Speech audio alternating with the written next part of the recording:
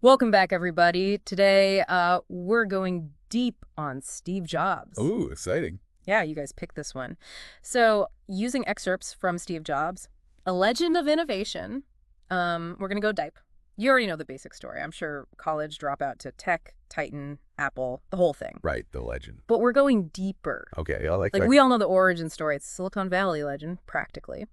But how did growing up in what would become, the tech hub of the world, how did that shape young Stave? Like, was it destiny or was it something more? That's a fascinating question. I mean, Jobs himself often talked about that spirit of experimentation, like a Wild West energy that the Valley had back then. So imagine like a young, curious mind just soaking it all up.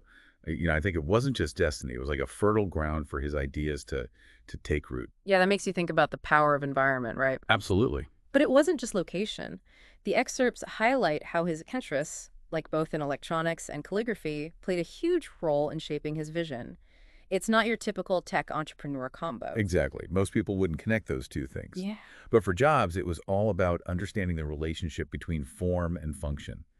So his dad was a machinist Oh, right, yeah. and really instilled in him this love for how things work, the mechanics of it. But those calligraphy classes, Yeah. they really sparked a passion in him for beauty, Yeah. for the elegance of design. And these seemingly very different influences, they kind of converged to form the foundation of his whole design philosophy. Wow. So you've got this kid fascinated by the nuts and bolts of technology, but then also this draw to artistic expression. I can already see how that translates to like Apple's obsession with sleek, user-friendly products. Oh, absolutely. And then you add in the India trip, which further deepened his understanding of, simplicity and intuition. Yeah. And those principles, they became central to his approach, right? Like stripping away anything unnecessary and focusing just on the core experience, aesthetically and functionally. The India trip, I admit, when I first heard about that, I was kind of puzzled by it. Like, tech whiz seeks spiritual enlightenment. But it makes sense now, right? Like he was searching for a deeper meaning, a connection beyond the purely technical, and he found that in the principles of Zen Buddhism, which emphasizes minimalist design and intuitive understanding, those ideas clearly resonated with him and ultimately influenced his approach to technology. It's remarkable how all these experiences kind of fused together. Yeah. Take the original Macintosh, for example. It was revolutionary because of its graphical user interface, or GUI. It was a radical departure from the command line interfaces that everyone was using back then. And Jobs, influenced by his calligraphy background, he insisted on beautiful fonts and intuitive icons. He wanted the Mac to be approachable, even inviting. Yeah, I remember my first encounter with a Mac. It was like a breath of fresh air compared to the clunky PCs at the time.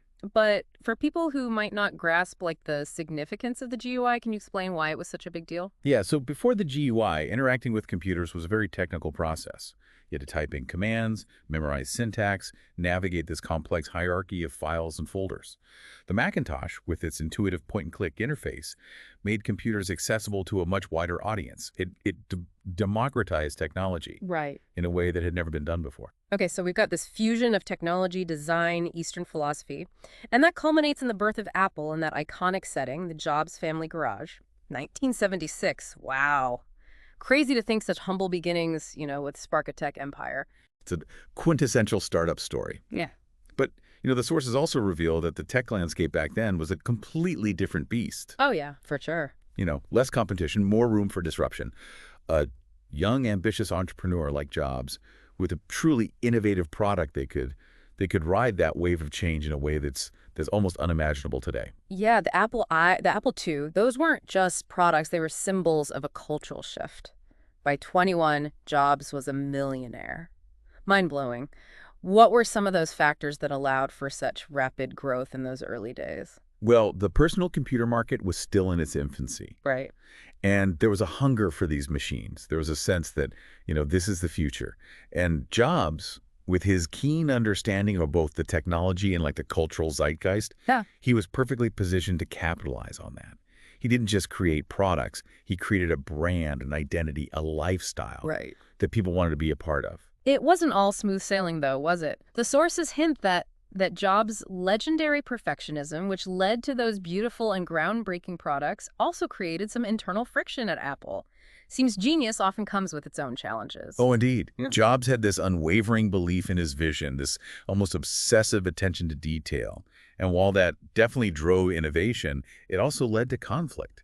Not everyone could keep up with his demanding pace, and some felt stifled by his strong personality. His demanding style, as you call it, it ultimately led to one of the most dramatic events in tech history. His ouster from Apple in 1985. What a plot twist. I know, it's crazy. It's almost Shakespearean. The visionary leader brought down by his own flaws.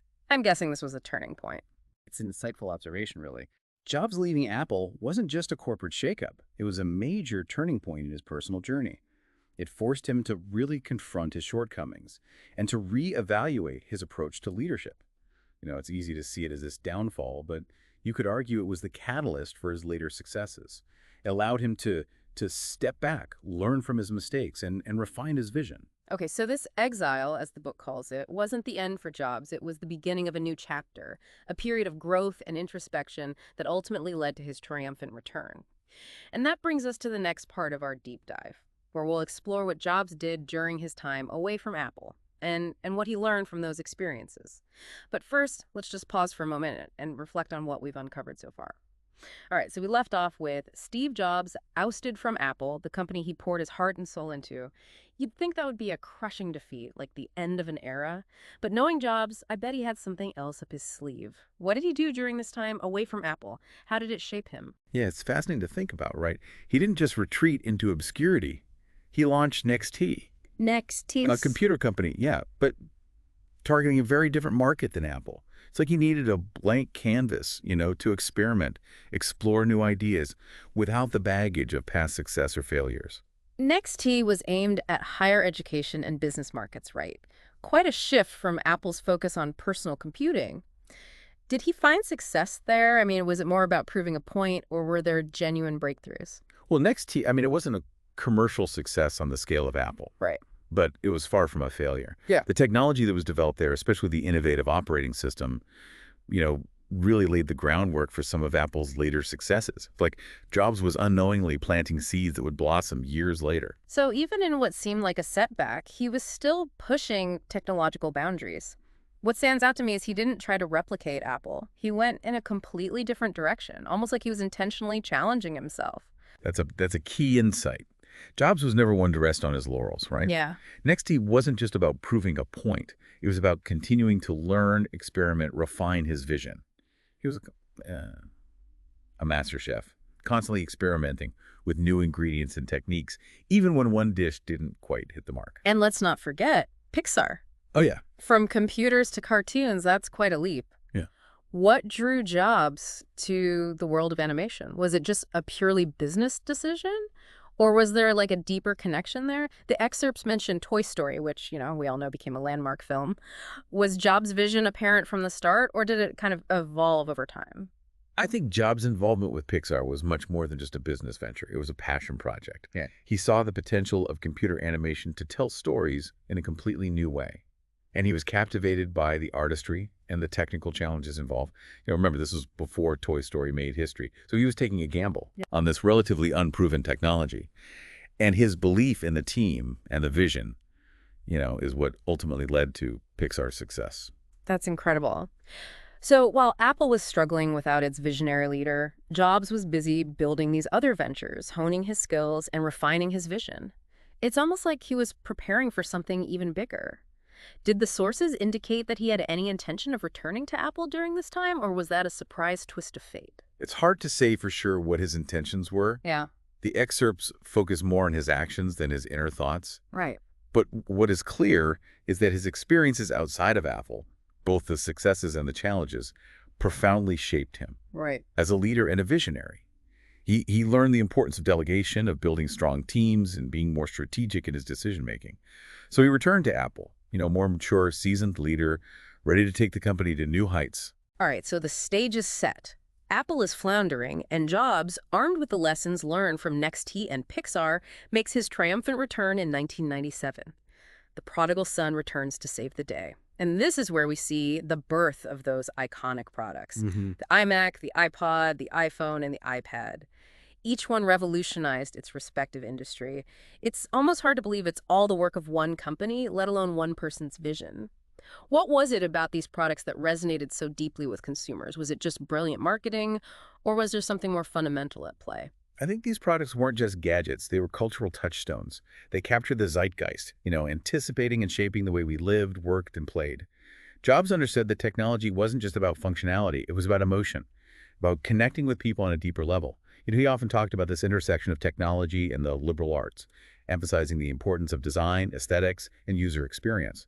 The iMac, with its vibrant colors and playful design, was a radical departure from the beige boxes that dominated the computer market at the time. It wasn't just a computer, it was a statement piece.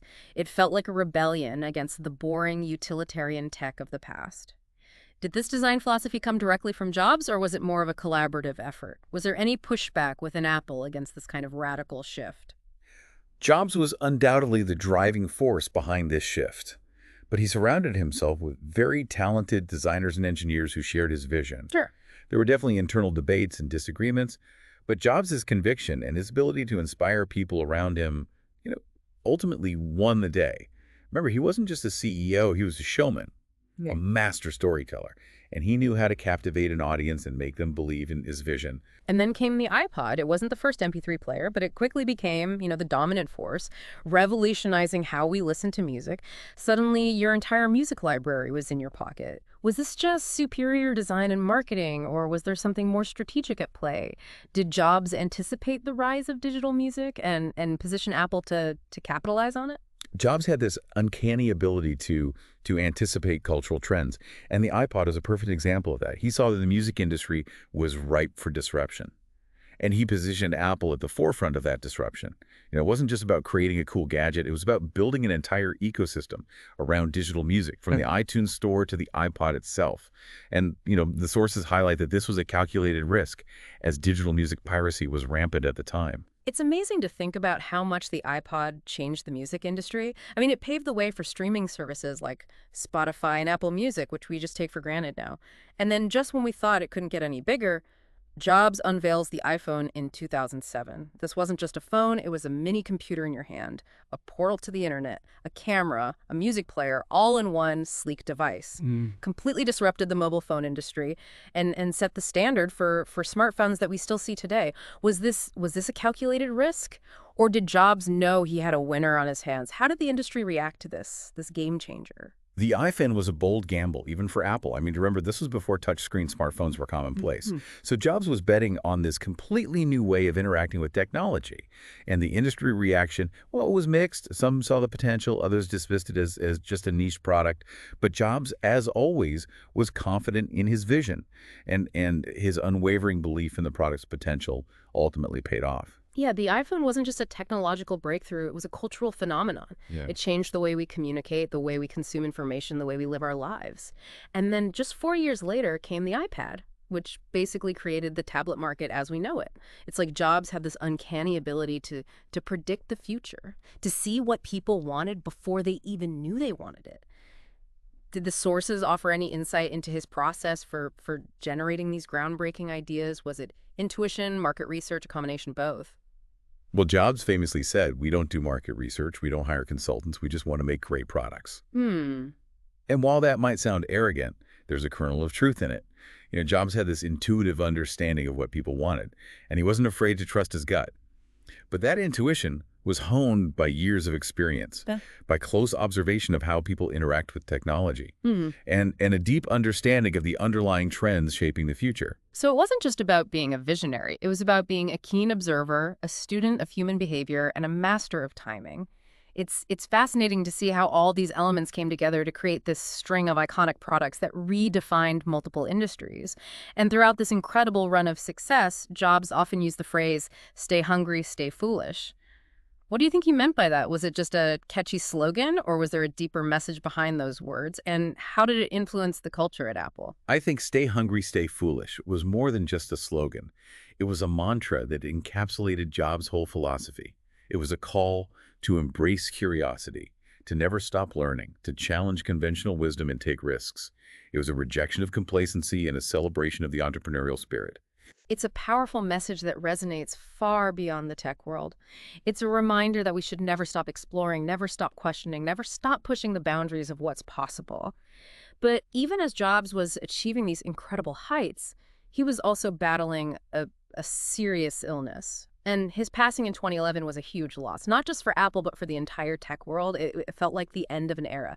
How did Apple and the world react to his passing? Was there a sense of panic?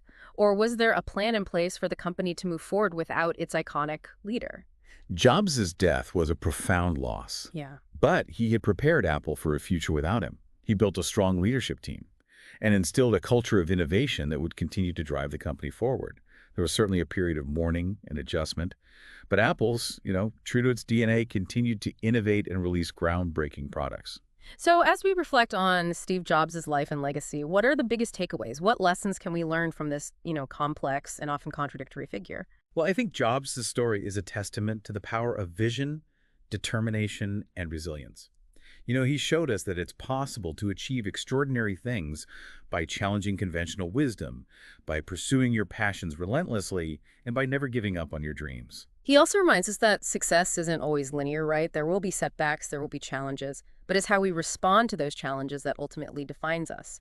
Jobs was ousted from his own company, faced numerous professional and personal setbacks, yet he never lost sight of his vision. He learned from his mistakes, adapted to changing circumstances, and came back stronger than ever. It's an inspiring message that we can all apply to our own lives. It's incredible to think about the sheer breadth of his impact. From personal computing to music, animation, mobile phones, we all know the products, but what's striking is how he shifted our relationship with technology. Like, it's not just about tools anymore. It's become an extension of ourselves. Did the sources explore that aspect of his legacy, that idea that he made tech personal? Yeah, the excerpts touch on that, particularly in how Jobs really emphasized that emotional connection people have with Apple products. Right. It wasn't just about specs or features. Mm-hmm. It was about how those devices made people feel, like empowered, creative, connected. He really understood that technology at its best is a tool for human expression. This deep dive has revealed that even a tech titan like Jobs faced setbacks. Oh, yeah. It makes you think what failures in our own lives might actually be necessary steps on the path to something greater. Like, it's easy to get caught up in the success story, but those struggles, those are what shape us, right? Absolutely. Jobs' journey was anything but linear. Those periods of so-called failure, like his ouster from Apple, the struggles of NXT, they forced him to grow, adapt, refine his vision. They ultimately made him a stronger, more resilient leader. It's a good reminder that setbacks, well, they're not the end. They're often the beginning of something new. And that brings us back to that quote that resonated so deeply with me. Your work is going to fill a large part of your life, and the only way to be truly satisfied is to do what you believe is great work. And the only way to do great work is to love what you do. It's so simple, yet so profound. It's a powerful message, and honestly, something that I think a lot of people struggle with, myself included. We get so caught up in the day-to-day grind, and we lose sight of that bigger purpose, that sense of passion, that fuels truly great work. Jobs, for all his flaws, never lost sight of that. It's a good reminder for all of us as we navigate our own paths. So as we wrap up this deep dive into the life and legacy of Steve Jobs, what stands out to you most? What's the one thing you'll take away from this whole exploration? For me, it's the reminder that innovation often comes from connecting seemingly disparate ideas or experiences. Yeah. Like Jobs blending his love for electronics with his appreciation for calligraphy.